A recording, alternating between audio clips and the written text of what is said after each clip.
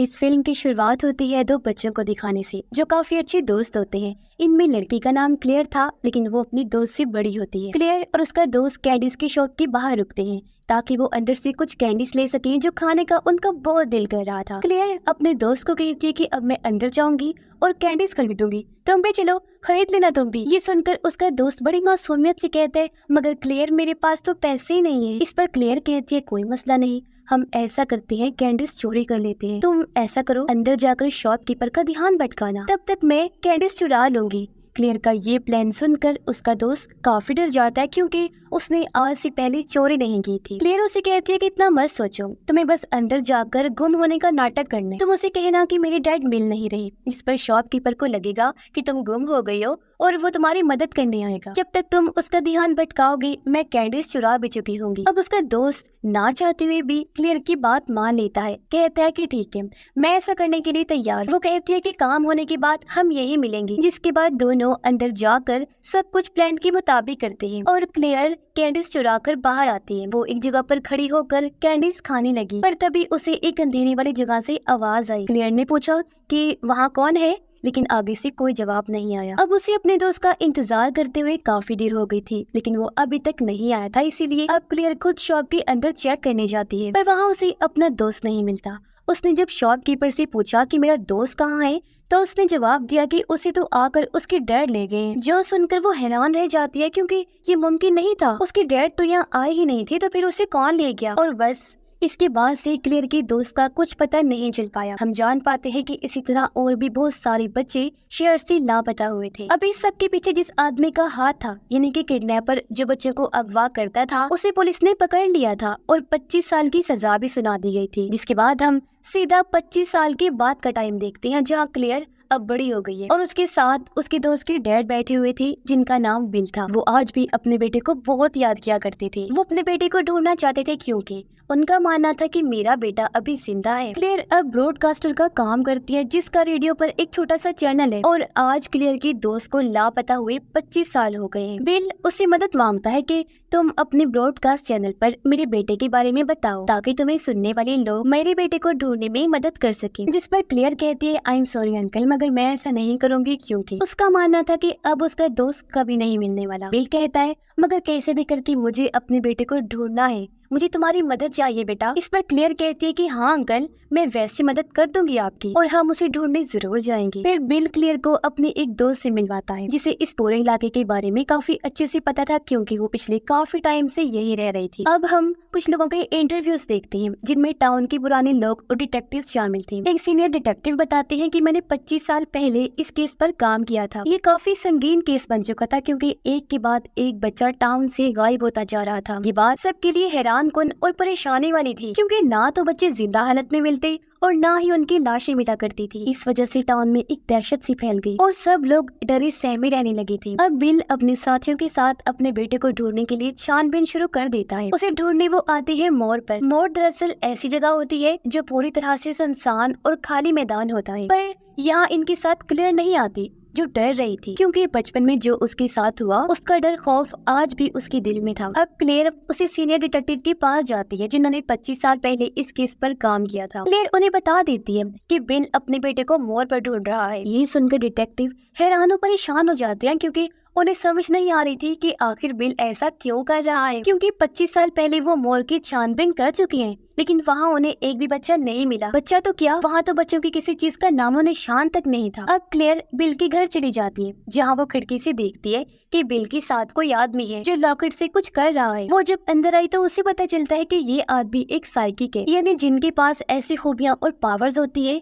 कि इन्हें चीजों के बारे में पता चल जाया करता था और ये पावर्स पैरानॉर्मल चीजें भी महसूस कर सकती है जैसे भूत, आत्माएं वगैरह। और इन्हीं पावर्स का इस्तेमाल करते हुए वो साइकिक उन्हें बताता है कि बिल का बेटा कहाँ मिल सकता है। क्लेयर सोचती है कि बिल अपने बेटे को ढूंढने के लिए एक साइकिक की मदद ले रहा है इसका मतलब है कि कुछ तो बात है। और साइकिक ने जो जगह उन्हें बताई थी वो मोर पर ही थी। जिसके बाद वो लोग बिल के बेटे को ढूंढने के लिए मोर पर आ जाते हैं। इनके साथ क्लेयर भी आई थी, जिसे हालांकि मोर पर आने से डर तो लग रहा था, पर वो फिर भी आ जाती है क्योंकि वो भी अपने दोस्त को ढूंढना चाहती है। काफी देर से जब ये उसे ढूंढ रहे होते हैं तो इन्हें बिल के बेटे यानी क्लेयर के दोस्त का जूता मिलता है, जिसे उठाकर वो अपने पास रख लेते हैं। अब क्लेयर को वहाँ अजीब महसूस हुआ, जिस वजह से वो घबराने लगती है। उसे लग रहा था जैसे यहाँ कोई बहुत बड़ी और बुराई वाली ताकत है और वो यहाँ से कभी नहीं निकल पाएगी। उसने वहाँ से भागने की कोशिश की और भागते हुए वो रोड पर आ जाती है, जहाँ आकर वो सुकून का सांस लेती है। अगले दिन बिल अपने बेटे का जूता पुलिस के पास लेकर गया और उनसे कहता है कि मैं चाहता हूँ आप इस केस को दोबारा से खोलें ताकि मैं अपने बेटे को ढूंढ सकूं। लेकिन उसे ढूंढने के लिए ये सबूत काफी नहीं था, इसीलिए वो लोग बिल की मदद करने से इनकार कर देते हैं। इसके बाद हम फिर से उन्हें सीनियर डिटेक्टिव को देखते हैं, जो कह रही थी कि हम उस किडनैपर का चेहरा कभी भी लोगों के सामने नहीं लाए और ना ही उसने कभी बताया था कि उसने किडनैप हुए बच्चों के साथ क्या किया, जिससे हमें तो लगता है कि जरूर कोई बहुत बड़ी गड़बड़ है और अगर किसी को सच पता भी है तो वो छुपा रहा है। अब क्लेयर और बिल साइकिक के घर जाते हैं, जहाँ बिल क्लेयर को उसके बारे में सब कुछ बताता है कि हाँ ये साइकिक तो है, लेकिन इसके पास इतनी पावर्स नहीं है कि वो मेरे बेटे को ढूंढ सके। लेकिन हाँ, इस साइकिक की एक बेटी है एलेनोर, जिसके पास अपने डैड की निस्बत बहुत ज्यादा पावर्स हैं और उसका दावा है कि वो मेरे बेटे को ढूंढ सकती है। पर इसके लिए साइकिक मना कर देता है, ये कहकर कि मैं अपनी बेटी को किसी भी किस्म के खतरे में नहीं डाल सकता, क्योंकि वो अपनी बेटी से बहुत प्यार करता था। दरअसल उसकी वाइफ के गुजर जाने के बाद उसकी बेटी एलेनोर ही उसके लिए सब कुछ है, जिसे वो किसी भी कीमत पर खोना नहीं चाहता। वो उसे इस केस से दूर रखना चाहता है ताकि उसकी जान न चली जाए। लेकिन बिल, जिसे कैसे भी करके अपने बेटे को ढूंढना है, वो पहले ही एलेनोर को बुला चुका होता है। जब एलेनोर आती है तो उसके डैड साइकिक उस पर गुस्सा हो जाते हैं। तब एलेनोर कहती है, डैड आप इतना मत सोचिए और परेशान ना हो, मैं अपनी मर्जी से आई हूँ और मुझे लगता है हमें बिल की मदद करनी चाहिए। यहाँ दोनों बाप बेटी के बीच कुछ और बातें हुई, जिससे अब एलेनोर के डैड भी उनका साथ देने के लिए तैयार हो जाते हैं। ये लोग उस जगह मोर का नक्शा टेबल पर बिछा कर उसके चारों तरफ बैठ जाते हैं। अब एलेनोर नक्शे पर एक जगह को देखती है, फिर वो अपनी पूरी ताकत लगाती है और फिर भी बार बार उसी लोकेशन पर इशारा कर रही थी। तब बिल फौरन नक्शे पर उस जगह पर निशान लगा लेता है। अब एलेनोर ने बहुत ज्यादा ही अपनी पावर्स इस्तेमाल कर ली थी, जिस वजह से उसे काफी अजीब सा महसूस हुआ, जैसे बेचैनी वगैरह। और शायद यही वजह थी कि उसकी डैड एलेनोर को इस केस में आने से मना कर रहे थे। अब अगले दिन इन सब लोगों को मोर पर जाना था। एलेनोर भी उनके साथ जाना चाहती थी, पर उसकी डैड कहती हैं कि बेटा वो जगह ठीक नहीं, वहाँ खतरा हो सकता है, तो तुम्हें वहाँ नहीं जाना चाहिए। पर वो अपने डैड की एक नहीं सुनती और जाने की जिद करती है। जिसके बाद अगले दिन ये सब लोग मोर पर पहुँच जाते हैं और आगे बढ़ते हैं। साथ साथ वो यहाँ की हर एक चीज की वीडियो भी बना रहे थे। थोड़ा आगे बढ़ने पर एलेनोर को वहाँ किसी बच्चे की मौजूदगी का एहसास होता है, जो दरअसल एक बच्चे की आत्मा थी। एलेनोर उसे पूछती है कि तुम कौन हो? तब बच्ची की आत्मा कहती है कि नहीं जानती और मैं तो अपने मॉम डैड को भी भूल गई हूँ। एलेनोर उससे पूछती है, अच्छा ये बताओ तुम्हें मारकर कहाँ दफन किया गया था? तब बच्ची एलेनोर को अपने कंट्रोल में करने की कोशिश करती है। वो उसे अपनी पावर से गड्ढे में गिरा देती है। एलेनोर जख्मी हो गई और सब लोग उसके पास जाते हैं। तब एलेनोर की डैड उसे संभालते हैं, पर यहाँ बिल समझ गया था कि वो बच्ची की आत्मा जरूर कुछ कहना चाहती है, इसलिए वो उसी जगह पर खुदाई करने लगता है। और हैरानी वाली बात ये कि उसे वहाँ एक लड़की की लाश भी मिलती है, जो और किसी की नहीं बल्कि उसी आत्मा वाले लड़के की थी। यानी 25 साल पहले उस किडनैपर ने उसे मार कर यहाँ गाड़ दिया था। यानी उसने एलेनोर की बात का जवाब दे दिया था कि उसे कहाँ दफन किया गया, जो देखकर सब लोग काफी चौंक जाते हैं। और इसके बाद हम 4 हफ्तों के बाद की कहानी देखते हैं, जहाँ अभी भी बिल अपने बेटे को ढूंढने की कोशिश कर रहा था और क्लेयर हर तरह से उसकी मदद कर रही। इसके बाद क्लेयर और बिल साइकिक के घर जाते हैं, जहाँ एलेनोर उन्हें बताती है कि मेरे साथ हमेशा एक आत्मा रहती है, जो अक्सर मेरी हिफाजत भी करती है। जब भी मैं परेशानी में होती हूँ और मुझे कुछ समझ नहीं आ रहा होता तो वो मेरी मदद करता है। हम दोनों एक दूसरे के काफी करीब हैं और वो मेरे लिए हिफाजती आत्मा का काम करता है। अब साइकिक अपनी बेटी एलेनोर के जरिए उस आत्मा से बात करता है और कहता है कि हमें उन बच्चों के बारे में बताओ जिन्हें मारकर मोर पर गाड़ा गया था। फिर साइकिक ने आत्मा से पूछा, क्या तुम हमें महसूस कर सकते हो? जिस पर उसने हाँ में जवाब दिया। वो बताता है कि जिन बच्चों की वो लाशें हैं उन सारे बच्चों की आत्माएं अंधेरे में रहती हैं। अब यहाँ बिल उससे अपने बेटे के बारे में पूछता है, तो वो आत्मा पॉइंटर की मदद से नक्शे पर एक जगह निशान लगा देता है। ऐसा करने के बाद वो यहाँ से चला जाता है। जिसके बाद ये लोग फिर से मोर पर गए उस जगह को चेक करने जहाँ आत्मा ने निशान लगाया था। थोड़ा आगे बढ़ने पर इन्हें एक अजीब सा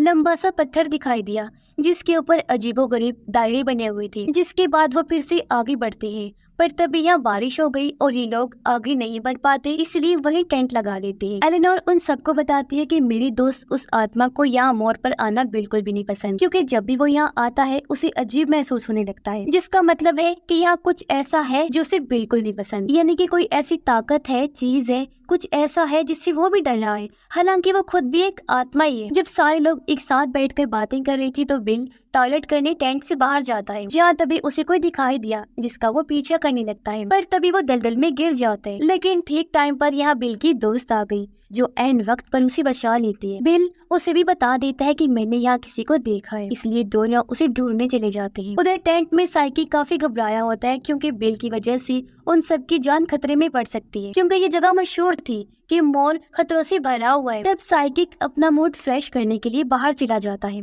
जिस बीच क्लियर और एलेनोर बात करने लगते हैं। क्लियर उसे कहती है कि मेरे दोस्त के गुम होने का गम मुझे आज भी है, मैं इस चीज का जिम्मेदार खुद को मानती हूँ कि सब मेरी वजह से हुआ है, क्योंकि ना मैं उसे कैंडी शॉप में भेजती और ना ही वो किडनैप होता। अब अचानक एलेनोर जोर से चीखने लगती है, जिसकी आवाज सुनकर बिल और उसकी दोस्त यहाँ आ जाते हैं। वो एलेनोर से पूछती है कि तुम क्यों चिल्लाई, तो वो दुखी होती हुए बताती है कि यहाँ कोई बहुत खतरनाक ताकत है, जिससे डर कर मेरा आत्मा दोस्त मुझे छोड़कर चला गया है और उसके बगैर मुझे भी अजीब सा डर महसूस हो रहा है। फिर वो अचानक अपना अंदाज बदल लेती है, कहने लगी और यहाँ पर है एक दरवाजा जो खुल चुका है, जिसके साथ ही वो पोजेस्ड होने लगती है, यानी कोई खतरनाक ताकत उसके अंदर आ चुकी थी। और एक बार फिर वो जोर से चिल्लाती है। उसकी ऐसी हालत देखकर बिल और उसकी दोस्त एलेनोर के डैड को बुलाने जाती है, जबकि एलेनोर अजीब हालत में आ जाती है और उसकी आंखों से खून निकलने लगता है। उसके चेहरे को देखने से साफ लग रहा था जैसे वो बहुत तकलीफ में है। और फिर अचानक वो नीचे गिर जाती है। वो लोग साइकिक को ढूंढ लेते हैं, पर तभी उन्हें अजीब सी भीड़ें चारों तरफ से घेर लेती है। डरावनी बात ये थी कि उन भीड़ों की आंखें नहीं थी और वो बहुत ही खूंखार लग रही थी। भीड़ों से बचने के लिए साइकिक भागकर वापस टेंट में आ जाता है, जहाँ वो अपनी बेटी एलेनोर को बहुत ही बुरी हालत में देखता है। एलेनोर की ऐसी बुरी कंडीशन देखकर उसके डैड उसे हॉस्पिटल लेकर चले जाते हैं, लेकिन एलेनोर की हालत देखकर साफ लग रहा था कि वो बच नहीं पाएगी। बाकी सब लोग अपने अपने घर आ जाते हैं। अब क्लियर के पास उसी सीनियर डिटेक्टिव की कॉल आई, जो कहती है कि तुम लोगों को मोर पर नहीं जाना चाहिए था, क्योंकि वहाँ बहुत ज्यादा खतरा है, तुम्हारी सोच से भी ज्यादा। ये सुनकर क्लियर टेंशन में आ गई और ये बात वो बिल को भी बताती है और फिर से उसे मोर पर जाने से मना करती है, लेकिन बिल उसकी एक नहीं सुनता और अगले दिन ये दोबारा मोर पर जाने के लिए निकल जाते हैं, क्योंकि वो हर सूरत अपने बेटे को ढूंढना चाहता था। पर इस बार बिल की दोस्त उनके साथ नहीं जाती, क्योंकि वो मजीद किसी मुसीबत में फंसना नहीं चाहती थी और अब की बार सिर्फ क्लियर और बिल ही जाते हैं। ये जब वहाँ पहुँचे तो एक जगह पर आकर बिल क्लियर पर बंदूक तान देता है, जो देखकर क्लियर को काफी अजीब लगा। उसे समझ नहीं आ रही थी कि आखिर बिल ऐसा क्यों कर रहा है। बिल उसे कहते हैं कि तुम्हें अब यहाँ पर मरना होगा ताकि मेरा बेटा मुझे वापस मिल सके। ये सुनकर क्लियर हैरत से पूछती है, पर आखिर क्यों आप ऐसा करना चाहते हैं, और ऐसा आपको किसने कहा कि मुझे मारकर आपको आपका बेटा वापस मिल जाएगा। तब बिल उसे बताता है कि कल रात मुझे एक आवाज सुनाई दी जो कह रही थी कि अगर तो तुम क्लियर को सेक्रीफाइस कर दोगी, उसकी कुर्बानी हमें दे दोगी, तो तुम्हें तुम्हारा बेटा वापस मिल जाएगा। ये सुनकर क्लियर रोने लगी, कहती है कि गलत है, मेरी जान लेने से आपको आपका बेटा कभी वापस नहीं मिल सकता, क्योंकि वो 25 साल पहले ही जा चुका था, जो कभी लौट कर नहीं आएगा। पर बिल फिर भी उसकी एक नहीं सुनता और उसे मारने के लिए आगे बढ़ने लगता है। क्लियर उसे रो रो कर अपनी जान की भीख मांगती है कि प्लीज अंकल मुझे मत मारिए, लेकिन वो क्लियर को लेकर उसी पत्थर के पास आता है। इतने में ही वहाँ एक भेड़ आ गई जो क्लियर पर हमला कर देती है। उसे मारकर भेड़ खुद भी मर गई, जबकि क्लियर दलदल में गिर जाती है और तभी बाकी बच्चों की आत्माएं आकर क्लियर पर झपट पड़ती है और इस तरह क्लियर की मौत हो जाती है। उसके मरते ही हम देखते हैं कि बिल का बेटा भी वहाँ आ जाता है और अपने डैड के पास वापस जाकर उनसे मिलता है। दोनों बाप बेटे आखिर 25 साल बाद मिल जाते हैं। इस वजह से वो बहुत खुश थे। अब आपके माइंड में बहुत सारी बातें चल रही होंगी कि आखिर यहाँ पर क्या हो रहा था, तो चलिए मैं आपको क्लियर कर देती हूँ। असल में इस जगह मोर पर एक डीमन शैतान रहता है, क्योंकि वो जो दलदल का गड्ढा था वो दरअसल हेल यानी जहन्नम का रास्ता है, जहाँ से डीमन बच्चों की सेक्रीफाइसेस कुर्बानियां लिया करता था। और जो भेड़ें थी वो बच्चों की आत्माएं थी, जिनको भी शैतान ने अपने साथ शामिल कर लिया था और सेक्रीफाइस देने में वो शैतान की मदद करते थे, क्योंकि शैतान ने उन्हें अपना गुलाम जो बना लिया था। और ये सब कुछ पिछले काफी सालों से होता आ रहा था। अब डेमन ने ही बिल के कानों में कहा था कि अगर तुम क्लियर का सेक्रीफाइस दे दो तो तुम्हें तुम्हारा बेटा वापस मिल जाएगा और आखिर में ऐसा हुआ भी, क्योंकि सेक्रीफाइस सिर्फ लड़कियों का ही लगता था। यही वजह है कि हर जगह से लड़कियों की ही लाशें मिली और लड़कियों की ही मौत हुई, जैसे कि उस आत्मा वाली बच्ची की लाश और एलेनोर की मौत। पर उस दिन गलती से किडनैपर ने सेक्रीफाइस के लिए क्लेयर के दोस्त को किडनैप कर लिया। हालांकि उस दिन सेक्रीफाइस क्लियर का ही होना था, इसलिए डेमन ने क्लियर के दोस्त को नहीं मारा। और जब बिल ने क्लियर का सेक्रीफाइस दिया तो वादे के मुताबिक डेमन ने उसे उसका बेटा वापस भी लौटा दिया और वो क्लियर को साथ ले गया। अब करें बात उस किडनैपर की, वो क्यों बच्चों को किडनैप करके डेमन को सेक्रीफाइस के लिए दिया करता था? तो इसका जवाब है कि वो शैतान को अपना सब कुछ मानता था और उसे फॉलो करने की वजह से ही वो शैतान के लिए ये सब किया करता था। अब ये सिलसिला एक बार फिर से शुरू होने वाला था, क्योंकि 25 साल के बाद वो किडनैपर आजाद हो जाएगा और फिर से डेमन, जिसे वो अपना गॉड समझता है, उसे बच्चियों की कुर्बानियां ला कर देगा, जिससे अब और न जाने कितनी लड़कियां बेचारी कुर्बानियों का शिकार होंगी। और इसी भयानक एंडिंग के साथ ही ये कहानी, ये फिल्म भी इधर ही खत्म हो जाती है।